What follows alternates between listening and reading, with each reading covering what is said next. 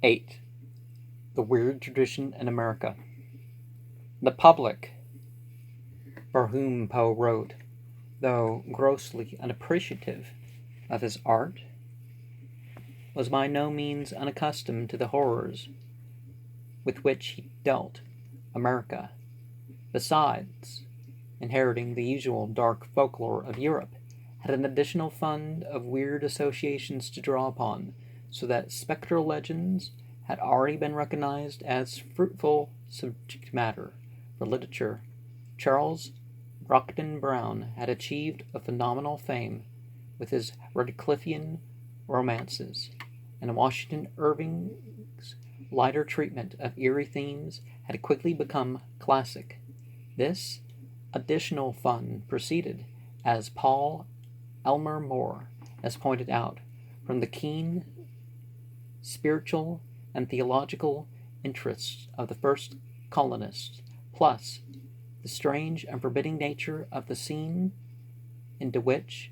they were plunged, the vast and gloomy virgin forests in whose perpetual twilight all terrors might well lurk, the hordes of coppery Indians, whose strange saturnine visages and violent customs hinted strongly at traces of infernal origin, the free rein given under the influence of Puritan theocracy to all manner of notions respecting man's relation to the stern and vengeful God of the Calvinists, and to the sulphureous adversary of that God, about whom so much was thundered in the pulpits each Sunday, and the morbid introspection developed by an isolated backwoods life devoid of normal amusements and of the recreational mood harassed by commands for theological self-examination, keyed to unnatural emotional repression, and forming above all a mere grim struggle for survival. All these things conspired to produce an environment in which the black whisperings of sinister grandames were heard far beyond the chimney corner, and in which tales of witchcraft and unbelievable secret monstrosities lingered long after the dread days of the Salem nightmare. Poe represents the newer,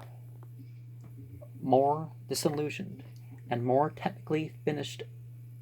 of the weird schools that rose out of this perpetuous milieu. Another school, the tradition of moral values, gentle restraint, and mild leisurely fantasy,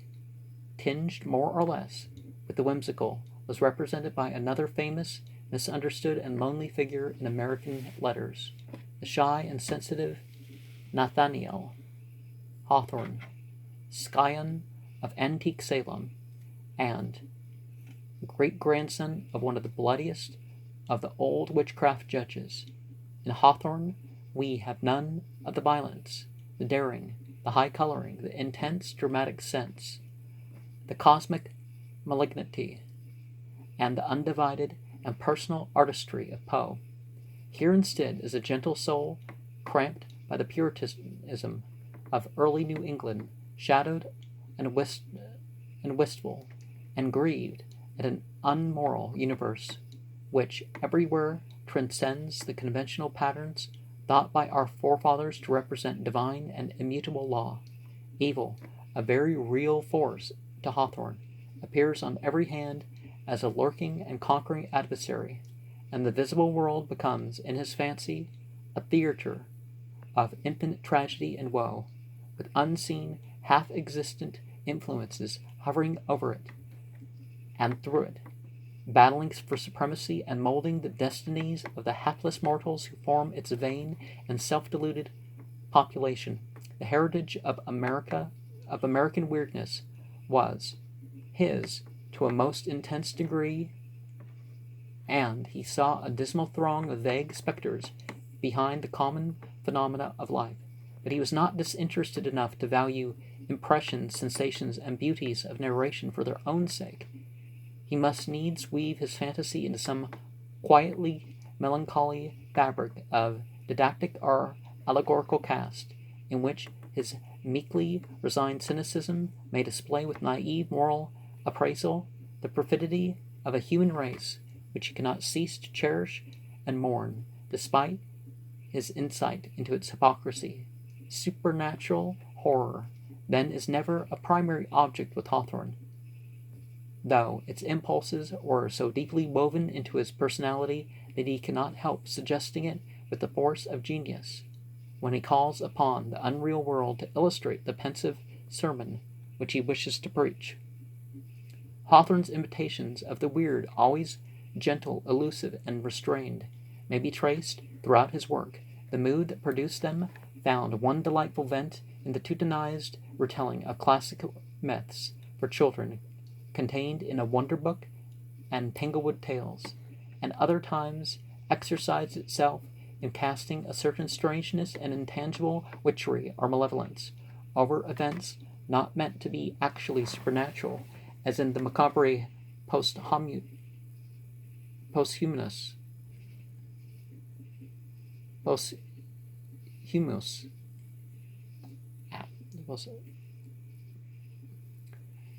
novel of Dr. Grimshaw's Secret, which invests with a peculiar sort of repulsion a house existing to this day in Salem,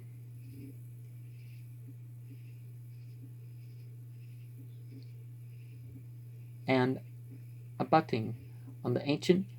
Charter Street burying ground, and the marble fountain whose design was sketched out in an Italian villa reputed to be haunted, a tremendous background of genuine fantasy and mystery palpitates just beyond the common reader's sight, and glimpses of the fabulous blood in mortal veins are hinted at during the course of a romance which cannot help being interesting despite the persistent incubus of moral allegory, anti-popery propaganda, and a Puritan prudery which has caused the late D.H. Lawrence to express a longing to treat the author in a highly undignified manner. Septimius Felton, a posthumous novel, whose idea was to have been elaborated and incorporated into the unfinished D'Olivier romance, touches on the elixir of life in a more or less capable fashion, whilst the notes for a never-written tale to be called The Ancestral Footstep shew what Hawthorne would have done with an intensive treatment of an old English superstition, that of an ancient and accursed line whose family members left footprints of blood as they walked, which appears instantly in both Septimius Felton and Dr. Grimshaw's Secret. Many of Hawthorne's shorter tales exhibit weirdness, either of atmosphere or of incident, to a remarkable degree. Edward Randolph's Orchard, in Legends of the Providence House, has its diabolic moments. The minister's black veil, founded on an actual incident, and the ambitious guest imply much more than they state, whilst Ethan Brand, a fragment of a longer work, never completed, rises to genuine heights of cosmic fear with its vignette of wild hill country, and the blazing, desolate lime kilns, and its delineation of the Byronic and pardonable sinner, whose troubled life ends with a peal of frightful terror in the night as he seeks rest amidst the flames of the furnace. Some of Hawthorne's notes tell of weird tales he would have written had he lived longer, an especially vivid plot that concerning a baffling stranger who appeared now and then in public assemblies, and who was at last followed and found to come and go to a very ancient grave. But foremost, as a finished artistic unit among our author's weird material, is the famous, exquisitely wrought novel, The House of the Seven Gables, in which the relentless working out of an ancestral curse is developed with astonishing power against the sinister background of a very ancient Salem house, one of those peaked Gothic affairs which formed the regular building up of our New England coast towns, but which gave way after the 17th century to the more familiar gambrel roof are classic Georgian types now known as colonial. And it can be said that one of the things that happened was that they realized something was missing in Christianity, so that's why they turned to fiction. And sometimes it's that people don't accept as much as in one faith, and so they try to get it elsewhere. Um, of these old gabled Gothic houses, scarcely a dozen are to be seen today in their original condition throughout the United States, but one well known to Hawthorne still stands in Turner Street, Salem, and is pointed out with doubtful authority as the scene and inspiration of the romance.